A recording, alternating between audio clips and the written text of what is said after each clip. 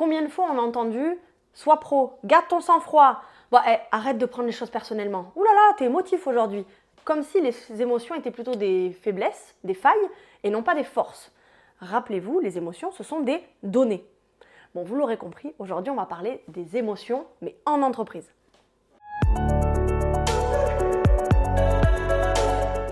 On pense souvent que les émotions sont plutôt un problème en entreprise, parce qu'elles peuvent générer des conflits interpersonnels. Mais si on part du principe que l'émotion est plutôt un signal, elle nous permet de communiquer. Chaque signal émotionnel vient nous donner un message. Si je suis en colère contre ma collègue qui m'a peut-être fait une petite remarque, ça va peut-être me permettre de réaligner mes limites. Donc les émotions, ce ne sont pas des ennemis, ce sont des alliés, mais tout dépend de ce qu'on en fait. Est-ce que je viens la poser quand elle est à 10 sur 10, où j'attends peut-être de réguler mon émotion, de revenir dans un autre moment? Tout dépend du contexte, tout dépend de ce que j'en fais. Et c'est là où l'intelligence émotionnelle rentre en compte.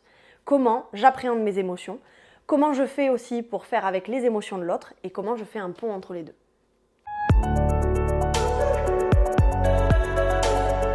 Le souci, c'est qu'au travail, en général, on a tendance à vouloir les étouffer parce qu'on ne sait pas quoi en faire.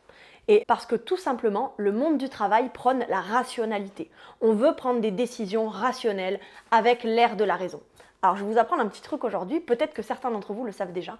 Il y a des études en psychologie qui ont prouvé justement que quand l'aire cérébral lié aux émotions est endommagé, il y a du coup un impact sur l'émotionnel. Alors vous me direz, bah super, ces personnes-là sont uniquement dans le rationnel, quelle belle vie, c'est génial. Non, pas du tout. Ces personnes-là sont complètement déconnectées du coup du relationnel et des signaux que leur envoie leur environnement. Donc ce sont des personnes qui n'arrivent plus à rentrer en relation, qui n'arrivent plus à décoder les émotions que vous avez, qui prennent des risques, qui n'ont plus peur, donc qui peuvent se mettre en danger. Donc vous le voyez, on est obligé de prendre en compte l'émotionnel pour prendre des décisions.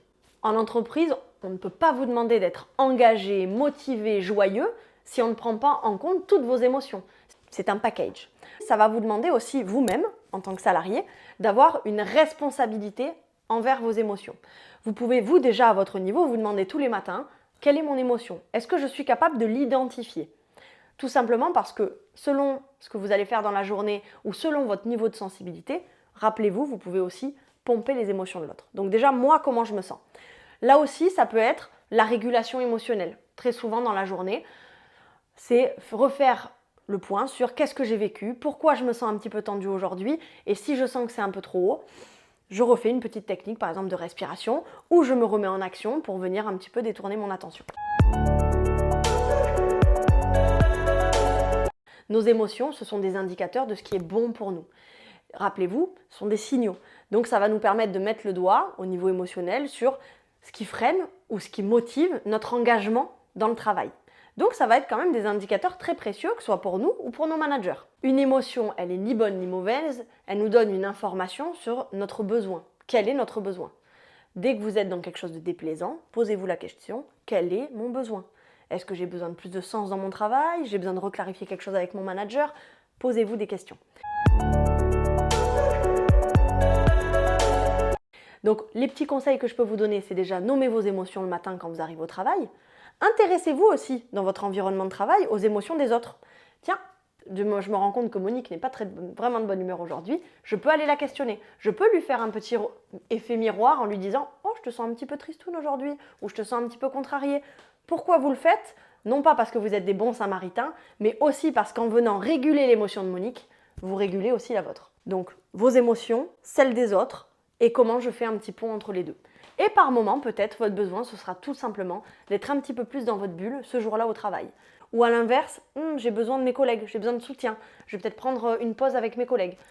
Utilisez tout ça comme vraiment énormément de matière pour être encore mieux dans votre travail. Les chevaux nous montrent qu'on ne peut pas dissocier l'émotionnel du rationnel. Pour eux, ils sentent avant même que vous traversiez votre émotion qu'il y a déjà un signal émotionnel. Donc ils vous poussent en permanence à être bien alignés sur ce que vous êtes en train de ressentir. Ils nous poussent à revenir un petit peu à l'intérieur, clarifier un peu ce qui se passe, comprendre les messages et passer dans la bonne action. Alors non, il ne faut pas laisser les émotions à la porte du travail. Il n'y a pas de frontière infranchissable entre le pro et le perso. Par contre, il faut savoir les repérer, les écouter, les réguler et surtout les partager correctement. Et c'est là qu'on peut transformer et passer dans l'intelligence collective.